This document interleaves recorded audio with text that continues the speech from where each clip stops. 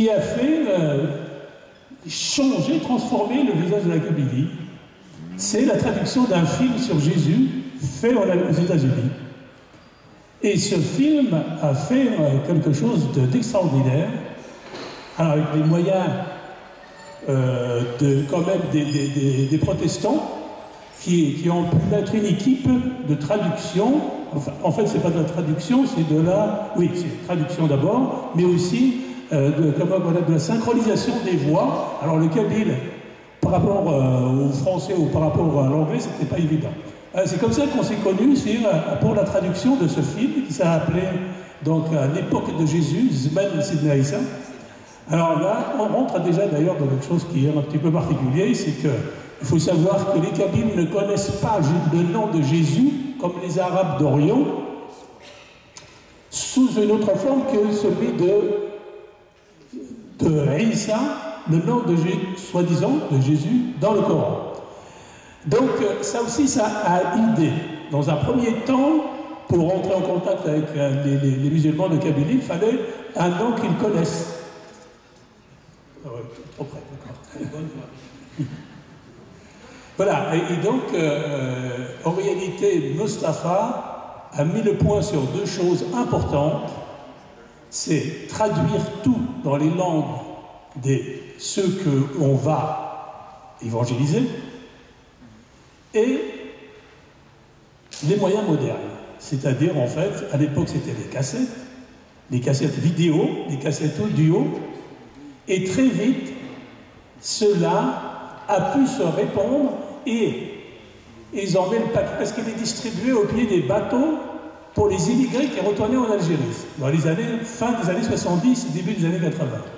Donc j'ai connu quelqu'un dans le grand-père, tenez-vous bien, qui revenait de France et qui repartait en Algérie parce qu'il avait sa retraite, qui a pris une cassette de ce Jésus, donc traduit en kabyle, qu'il a donné à son fils, parce qu'il ne savait pas lire, hein, peut-être qu'il l'a donné donc à son petit-fils plutôt, lequel petit-fils, en regardant cette cassette, est devenu chrétien.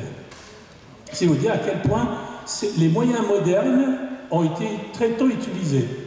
Bien, donc, moi-même, j'ai été touché par ces moyens modernes. J'étais donc, dans les années 60, fin des années 60,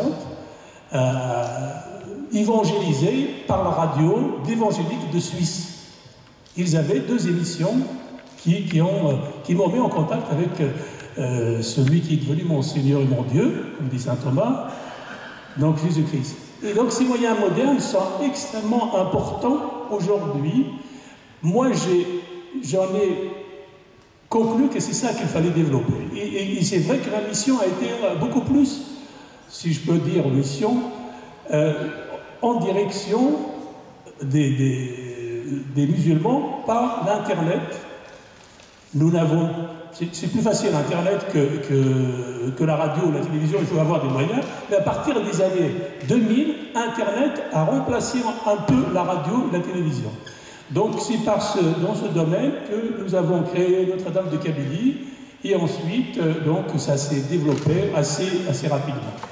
Merci, mon Christophe. On va venir petit à petit au cœur de cette conférence. Comment vivre comme nouveau chrétien ou chrétien venu de l'islam en milieu musulman. Mais en vous écoutant, en fait, je pensais que là, vous avez touché le principe missionnaire de base, c'est-à-dire traduire dans la langue des gens. Je pense à Maximilien Kolb, il arrive au Japon, et un mois après, déjà, il publie en japonais. Donc, vraiment... Mais en écoutant, je me dis, mais toi, Mustapha, comment tu as rencontré le Christ? Est-ce que c'est par ces moyens-là? C'était déjà traduit? Si c'est toi qui as traduit, il y avait déjà des choses qui existaient. Est-ce que tu peux nous dire comment tu as rencontré Jésus? D'une manière très simple, j'habitais une cité à Lyon, exactement, et j'avais un ami du même âge, j'avais 17 ans à l'époque, et qui parlait de Jésus. Alors ça m'intriguait un peu, je lui posais des questions, mais pourquoi est-ce que tu commences pas par chercher dans le Coran et tout ça, on est quand même algérien, il était aussi algérien. Et puis il me donnait des réponses, et on a discuté quelques jours comme ça, puis tout de suite je me suis rendu compte qu'il avait quelque chose en lui que personnellement je n'avais pas. C'est quelque chose qui se sent comme ça, le feeling on peut dire, et je sentais qu'il me manquait quelque chose. Et dans la discussion, il dit, mais écoute, c'est très simple, tu veux connaître Dieu? Très très simple. Adresse-toi à lui. Et je dis, mais comment? Je ne connais pas moi Dieu, qu'est-ce qui se passe là? Et il me dit, bah écoute, c'est très simple. Tu lui parles comme si c'était un ami, et tu lui dis, je veux te connaître. Et sur le coup, j'étais perplexe, je n'ai pas trop inquiété dans ce domaine. Et puis, dans la semaine, il s'est passé quelque chose à la maison, dans la famille. Et puis, j'étais un petit peu fâché, donc je suis sorti et j'ai commencé à marcher dans la rue.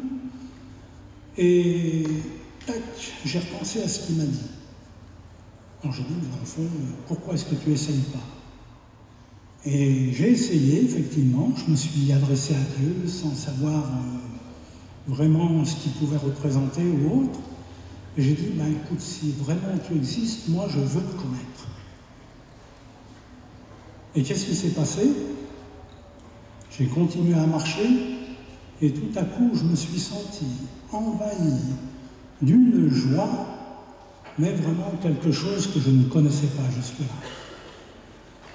À tel point que je rencontre cet ami 2 jours après, il me regarde comme ça et il me dit « c'est pas la peine de parler, ça se voit sur ta figure ». Il s'est passé quelque chose.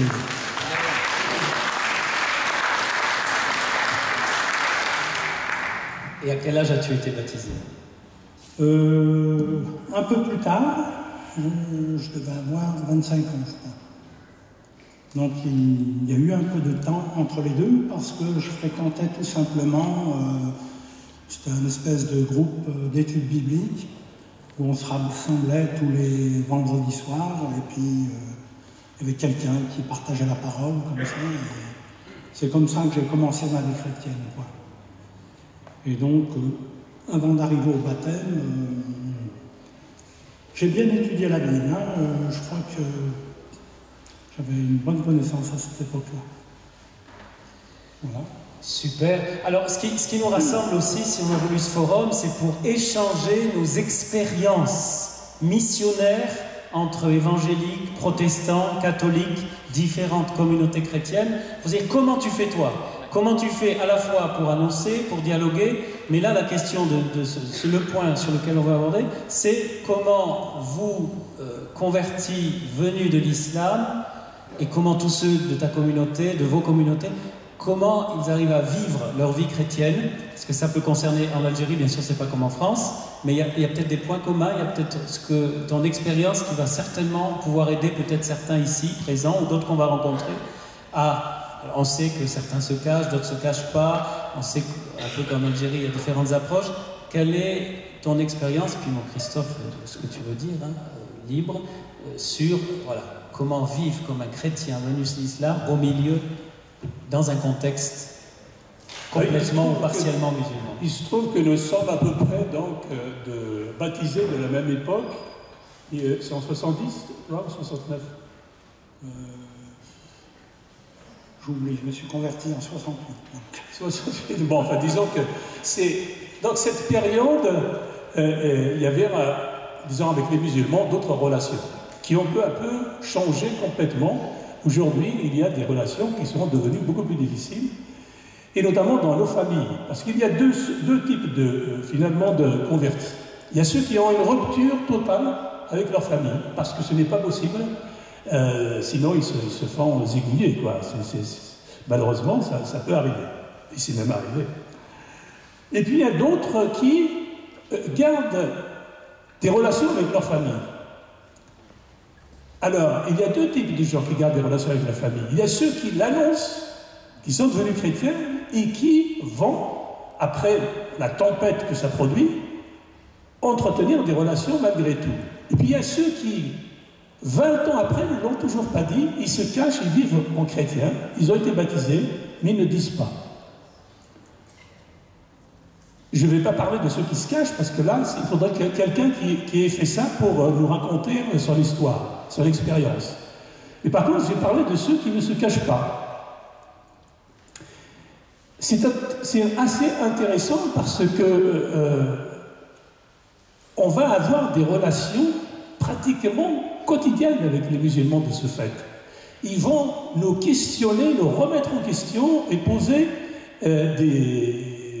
comment dire, essayer de trouver des traquenards pour nous piéger par rapport à notre foi. Et vérifier si elle est solide, et vérifier si elle est authentique. Mais ça aussi, je ne vais pas l'aborder. Ce qui est intéressant, c'est lorsque nous vivons des événements en famille, comme celui que nous venons de vivre, moi et mon épouse, puisqu'elle vient de perdre son père, vendredi dernier.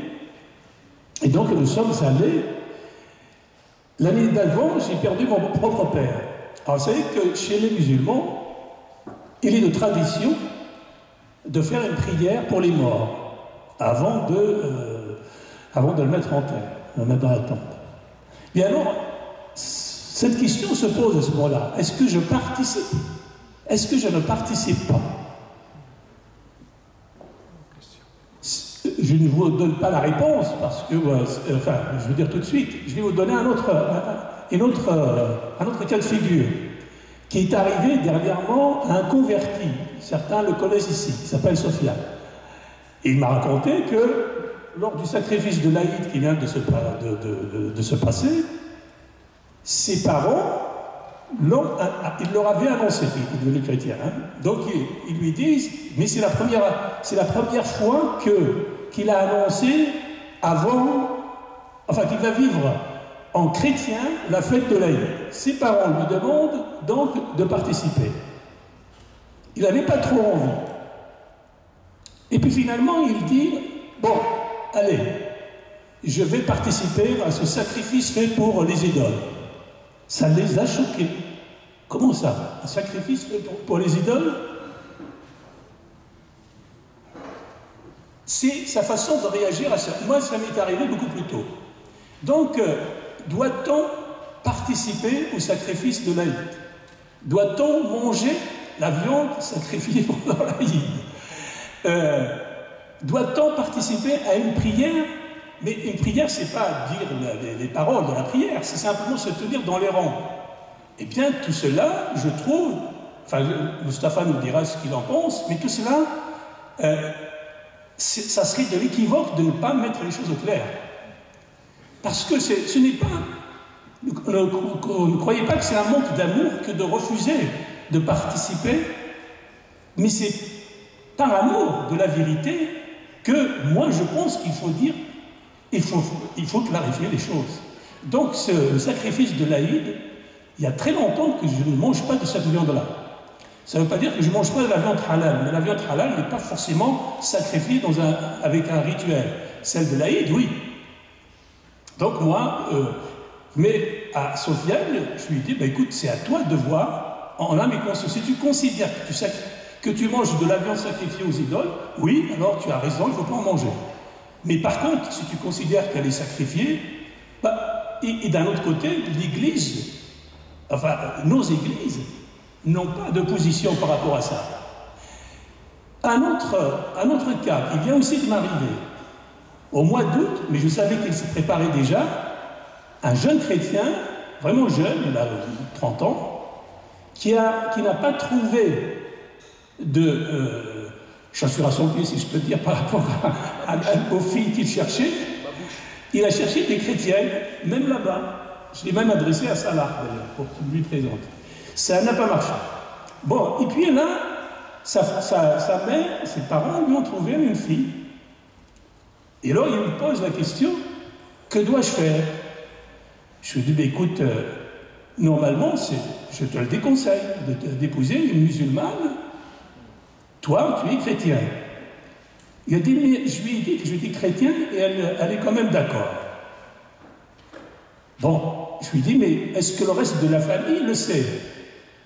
Il me dit, le reste de la famille le sait, sauf son père, parce qu'il est divorcé d'avec sa mère. Je lui dis, mais tu vois, tu vas être donc dans une espèce un quiproquo qui peut engendrer de la confusion, est-ce que ce n'est pas malhonnête de ta part d'épouser? Et finalement, il va le faire. Je lui dis, mais alors, au moins, engage-toi et dis-lui bien que vous allez vous marier dans l'église. Parce que pour toi, dis-lui bien comme ça, enfin, c'est mon point de vue, je lui ai dit, hein, parce que je n'ai pas d'outils pour lui imposer quoi que ce soit. Mais dis-lui que à cette fille que le vrai mariage, c'est celui que tu vas faire avec elle dans l'église. Parce que là, tu vas t'allier devant les hommes et devant Dieu pour de bon et définitivement. Mais que le mariage musulman n'est pas une alliance. La preuve, c'est que vous deux, toi et elle, n'êtes pas devant l'imam qui va conclure le mariage. Bon, ça c'est...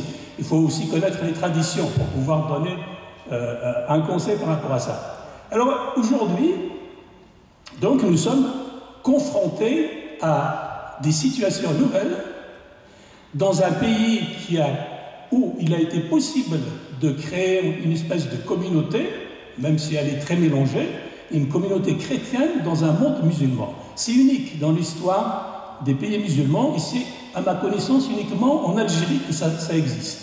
Pourquoi? Parce qu'ailleurs, on ne l'a jamais permis des choses pareilles. L'Algérie, à cause de l'histoire qu'elle a eue avec la France, donc a eu cette possibilité de développer, surtout que la Kabylie a été un peu mise à l'écart, et qu'elle a des traditions culturelles, etc., qui sont un peu différentes, linguistiques. La charia n'a jamais été imposée en Kabylie. Les Français ont été surpris à la fin des années du 19e siècle, de constater que c'est la population, à leur connaissance unique du monde musulman, où il n'y a pas la charia. C'est les coutumes kabyles qui ont prévalu. Donc tout cela a fait que cette population a pu développer aujourd'hui une communauté chrétienne qui vit et qui continue à se développer. Et nous avons là un témoin, parce que moi j'y vais de temps en temps, si vous voulez. Je connais plus les problèmes qui se posent ici en France. Mais c'est intéressant de voir comment, par exemple, lorsqu'il y a une naissance, si le père de famille veut donner un nom chrétien, s'il est accepté par l'état civil, si le mariage peut être conseillé en Algérie